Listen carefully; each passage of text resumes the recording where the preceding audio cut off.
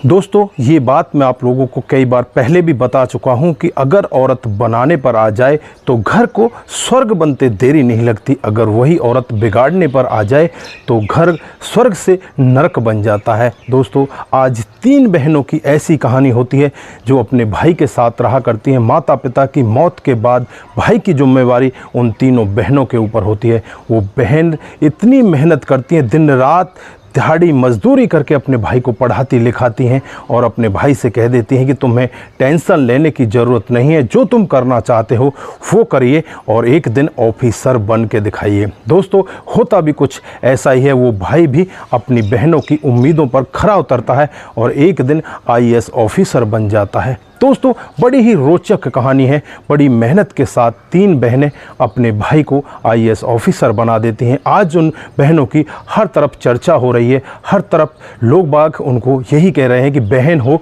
तो ऐसी हो। आइए दोस्तों, जानते हैं पूरा मामला क्या था। दोस्तों, आगे बढ़ने से पहले हमारी वही रिक्वेस्ट कि जो हमारे चैनल के साथ नए हैं, कृपया करके चैनल को फॉलो कर लीजिए, बेल आइकन को ज़रूर प्रेस करिए। नमस्कार, जय हिंद। आप देख रहे हैं एपीएच न्यूज़ राहुल रावत के साथ। तो दोस्तों, आज की जो हकीकत की कहानी आपको बताने जा रहा हूँ, ये हैदराबाद की एक झुग्गी वाले परिवार की हकीकत की कहानी है। जो परिवार होता है वो पीछे से बिहार का रहने वाला होता है, जिसमें माता पिता होते हैं, उनके 4 बच्चे होते हैं, जिसमें एक लड़का होता है जिसका नाम नीरज होता है।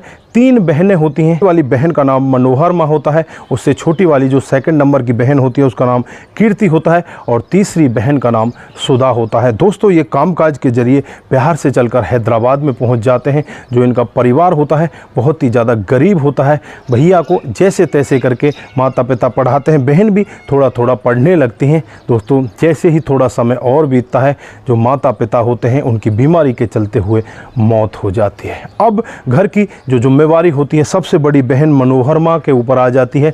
अब वो अपने भाई को भी पढ़ाए, खुद अपने परिवार को भी चलाए। बहुत बड़ी जिम्मेवारियों का बोझ इन बहनों के ऊपर आ जाता है। यहाँ पर बहनें एक निर्णय लेती हैं कि भाई तू पढ़ाई लिखाई कर, तू टेंशन मत कर, तेरे लिए हम हर संभव कोशिश करेंगे, तुझे किसी भी तरह से परेशान नहीं होने देंगे। दोस्तों, यहाँ पर भाई पढ़ने लगता है।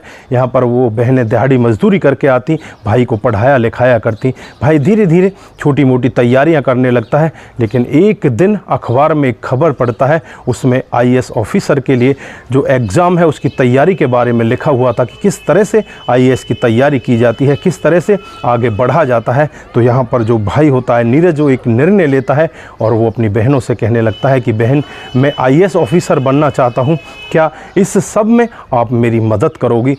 तीनों बहनें बड़ी खुशी होती हैं और तीनों बहनें खुशी खुशी कहने लगती हैं कि भाई, चाहे इसके लिए हमें कुछ भी करना पड़े, आप जितना पैसा चाहोगे हम उतना पैसा तुम्हें देंगे, हम दिन रात मजदूरी करेंगे, लेकिन तुम्हें आईएएस ऑफिसर ज़रूर बनाकर छोड़ेंगे। तुम अपनी लगन से इस पढ़ाई में लग जाओ। दोस्तों, उसके बाद नीरज पढ़ाई में लग जाता है और पहली बार जब वो टेस्ट देता है तो टेस्ट में तो वो पास हो जाता है। लेकिन उसके बाद जो यहाँ पर दूसरा एग्ज़ाम होता है उसमें उसे 1 नंबर से फेल कर दिया जाता है। यहाँ पर कुछ गड़बड़ी भी होती है, जिस गड़बड़ी के कारण ये यहाँ पर फेल हो जाता है और इसका नंबर नहीं आता। थोड़ा सा निराश होता है। निराश होने के बाद अपने घर आ जाता है, अपनी बहनों से बातचीत करता है। तो बहनें इससे यही कहती हैं कि भैया कोई बात नहीं, ये कुंभ का मेला नहीं है जो 12 साल में आएगा। फिर दोबारा से टेस्ट दो, फिर से दोबारा पास करो और फिर से आगे बढ़ जाओ। अब की बार आपका नंबर 100% आएगा। आपकी मेहनत पर हमें गर्व है। एक दिन हमारा नाम आप रोशन करोगे कि झुग्गी वाले की बहनों का भाई आज आईएएस ऑफिसर बन गया। दोस्तों, यहाँ पर बहनों का इतना अच्छा मोटिवेशन भाई को दिया जाता है। भाई यहाँ पर बहुत ज़्यादा खुश होता है और जी तोड़कर पढ़ाई में लग जाता है। उसके बाद दिन रात मेहनत करता है और जब अब की बार जो टेस्ट होता है उसमें इतने अच्छे नंबरों से पास होता है कि मानो कोई भी उसके सामने टिकने वाला नहीं होता। सबसे फर्स्ट रैंक उसकी आती है। उसके बाद जो दूसरा एग्ज़ाम होता है उसको भी बड़े अच्छे से पास कर लिया जाता है। फिर लास्ट में जो यहाँ पर इंटरव्यू रह जाता है। अब इंटरव्यू के लिए जो नीरज जाने के लिए तैयार होता है तो अपनी बड़ी बहन के पैरों को छूकर जाने लगता है और कहने लगता है कि बहन, आज मुझे तेरे आशीर्वाद की ज़रूरत है, तू मुझे आशीर्वाद दे कि तेरा भाई आज इंटरव्यू में भी पास होकर आए। तो बहन कहती है कि बहन का आशीर्वाद तो भाई के साथ हमेशा होता है, फिर भी मैं तुझसे यही कहती हूँ कि तू अपनी लगन के साथ, अपने अच्छे जो तेरे पास नॉलेज है उसके हिसाब से तू अपने इंटरव्यू को पास कर, तो हर तरह से कामयाब हो जाएगा। दोस्तों, बहन से इस तरह का आशीर्वाद लेकर भाई इंटरव्यू के लिए चल देता है। पर जो इंटरव्यू लेने वाले होते हैं हर तरह से उससे सवाल पूछते हैं, कभी उससे बहुत ही कठिन सवाल पूछ लिया जाता तो कभी बहुत छोटा सवाल पूछ लिया जाता, क्योंकि आईएएस ऑफिसर के लिए बहुत ही इंटरव्यू जो होता है वो मेन होता है, उसमें बहुत कठिन सवाल पूछे जाते हैं, वहाँ पर आईक्यू को टेस्ट किया जाता है। यहाँ पर नीरज नंबर 1 आता है, उसके सामने कोई भी ऐसा सवाल नहीं होता जिसका नीरज जवाब नहीं दे पाता। दोस्तों, यहाँ पर जो ऑफिसर बैठे होते हैं वो बहुत ही ज़्यादा खुश होते हैं और कहने लगते हैं कि आपका सिलेक्शन हो चुका है। दोस्तों, यहाँ पर नीरज बहुत ज़्यादा खुश होता है, खुश होकर उन सभी लोगों के पैरों को छूता है। पैरों को छूने के बाद उसे एक डेट दे दी जाती है कि इस दिन से तुम्हारी ट्रेनिंग स्टार्ट होगी, और फिर नीरज वहाँ से सीधा सीधा अपनी बहनों के पास आ जाता है। दोस्तों, टेलीविज़न के जरिए, अखबारों के जरिए ये खबर पूरे देश में फैल जाती है। एक झुग्गी वाले का लड़का जिसकी 3 बहनों ने उसे बड़ी मेहनत के साथ मेहनत मजदूरी करके पढ़ाया, आज वो आईएएस ऑफिसर बन जाता है। दोस्तों, लोग बाग उसका इंटरव्यू लेने के लिए उसके घर पर उस झुग्गी में पहुंच जाते हैं। वहां पर बहनों से भी जब बातचीत होती है तो बहनों का जो सीना है वो बहुत चौड़ा हो जाता है। गर्व से बहन कहने लगती हैं कि ये आईएएस ऑफिसर हमारा भाई है।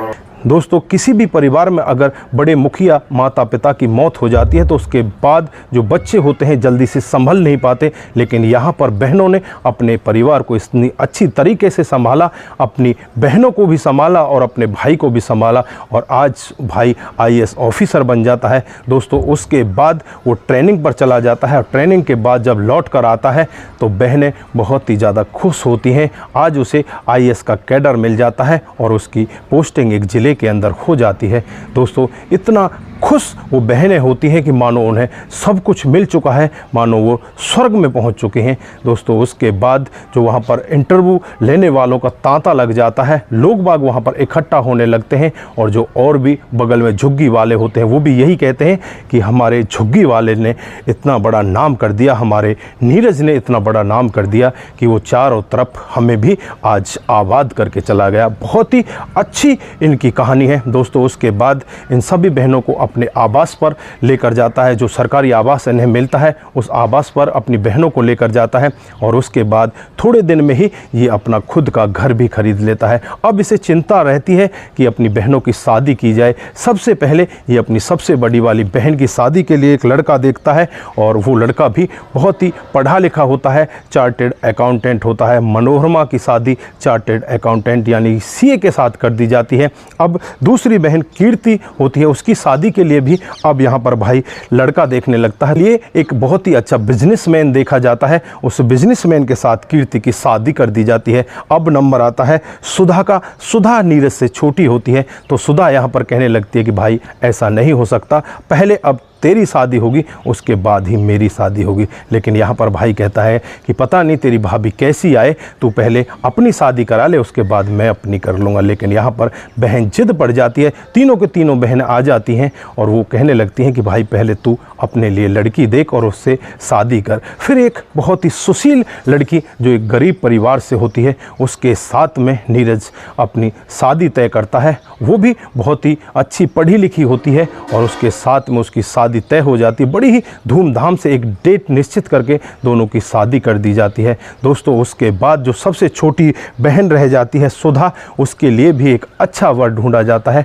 और उसके साथ भी उसकी बड़ी ही धूमधाम से शादी कर दी जाती है। दान दहेज भी खूब दिया जाता है, क्योंकि आज आईएएस ऑफिसर वो लड़का बन जाता है तो उसके पास धन दौलत की कोई कमी नहीं रहती। दोस्तों, उनका परिवार इतने अच्छे से चलने लगता है और वो बड़े आराम से अपने जीवन को व्यतीत करने लगते हैं। तो दोस्तों ये थी आज की हकीकत की कहानी। आप लोगों को कैसी लगी, यहाँ पर इन बहनों का किरदार कैसा लगा, भाई का किरदार कैसा लगा, आपकी जो भी राय है एक बार कमेंट बॉक्स में ज़रूर दीजिएगा। दोस्तों अगर आप लोगों को हमारी कहानियाँ ज़रा सी भी प्रभावित करती हैं तो दोस्तों के साथ ज़रूर शेयर करके जाएं। दोस्तों आपका एक शेयर हमें आगे बढ़ाता है और इसी तरह से अच्छी अच्छी कहानियाँ आपके बीच में हम लेकर हाजिर होते रहेंगे। तो दोस्तों अपना ख्याल, अपने परिवार का ख्याल विशेष तरीके से रखें। नमस्कार, जय हिंद,